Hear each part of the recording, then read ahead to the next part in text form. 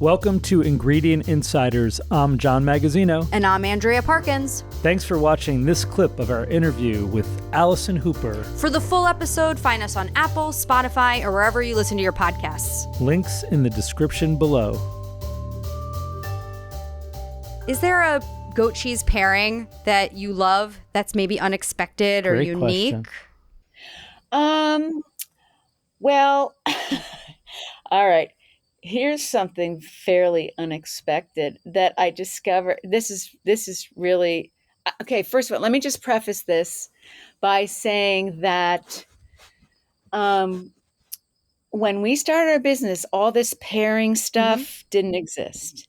I mean, you didn't talk about what dried fruits or jams or condiments or, pickles or all the things that now you pile the plates. And we didn't make these cheese boards with all this stuff all over them.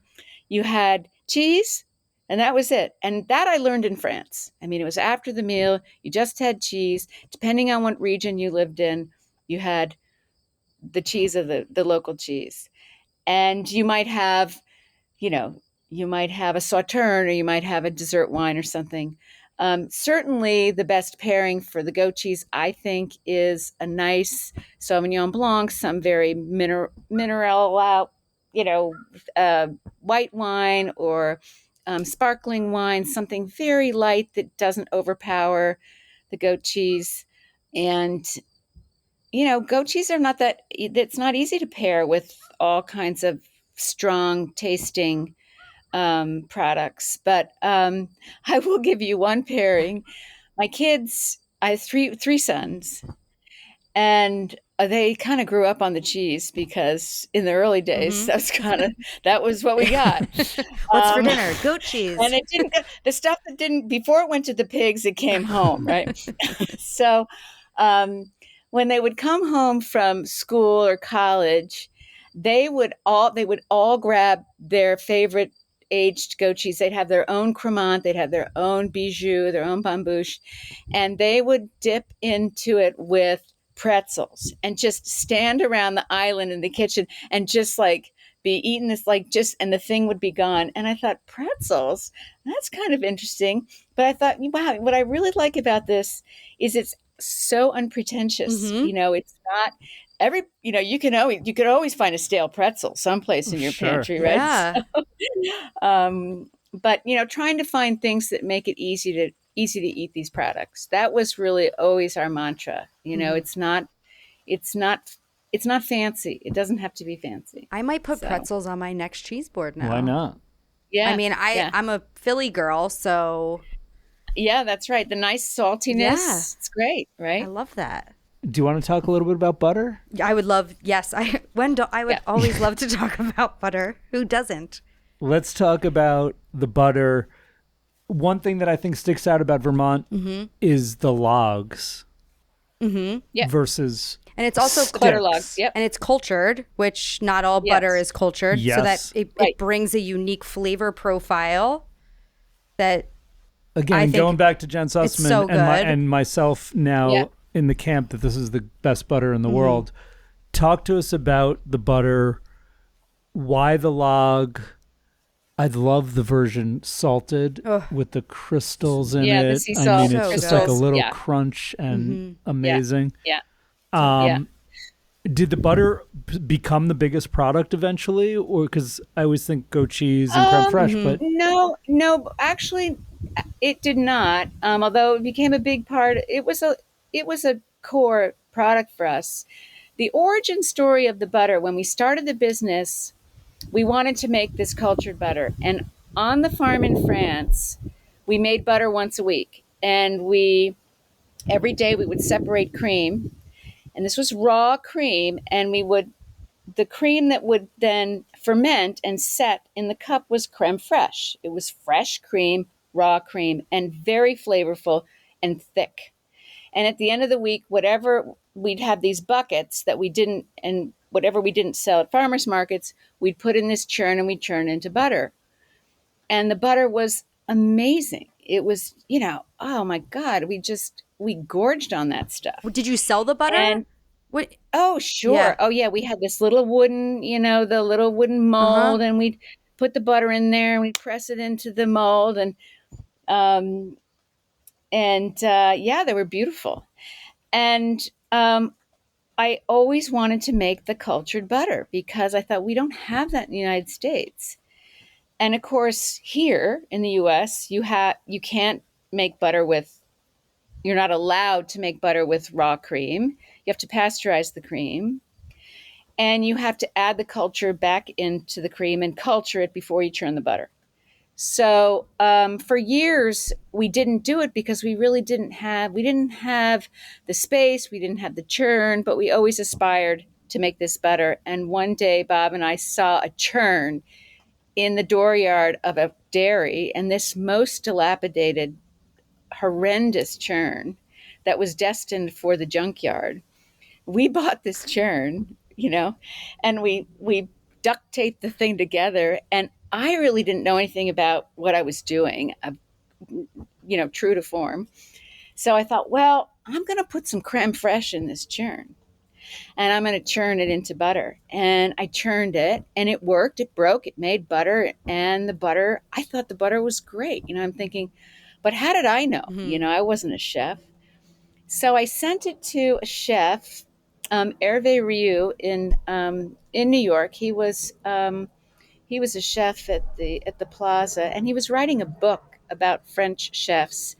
And I sent it to him, and I said, you don't know me from a post, but would you try this and just tell me what you think? Because I really don't know. And so he called me and he goes, Allison, this is the butter of my childhood. He says, I want to help you. I'm like, great, cool. So he would introduce the butter to his colleagues, and they wanted high fat, 86% cultured butter for their cooking in these kitchens. I mean, they've been waiting, like, when is this going to happen? And the reason it was a log was because it was the only way, it was, frankly, the only way that we could get it into a package without buying this gigantic, machine that made it into a print Mm-hmm. or sticks. And it also was distinctive so that it looked different. And when if they wanted to put it on the table in the restaurant, they had this beautiful little disc. And so some of those things were by accident. They were sort of it was a practical solution, but it sort of distinguished our butter from others. And, that just opened up a whole new education about what is cultured butter and how to help Americans understand that. And of course, that was at the beginning of a lot of imported great butter from all over Europe that was, you know, for all intents and purposes, cultured. Mm-hmm. They were cultured cream churned into butter. Yeah. More recently, we're seeing a big trend for the beurre de Barat Mm-hmm. from Normandy. Uh-huh. I mean, it's become very Oh popular yeah, and it's a all lot of over requests. social media. Mm-hmm. And Yeah. talk to us about that. And why I don't think there's any American producers making that yet, Not that I've seen. or that I've seen. Is that something you have ever thought about venturing into? Yeah. So beurre de Barat is the butter that we made in the very beginning Mm-hmm. because it was made in a barrel churn. The Barat is the barrel churn. And it's typical of a very small scale Mm-hmm. production.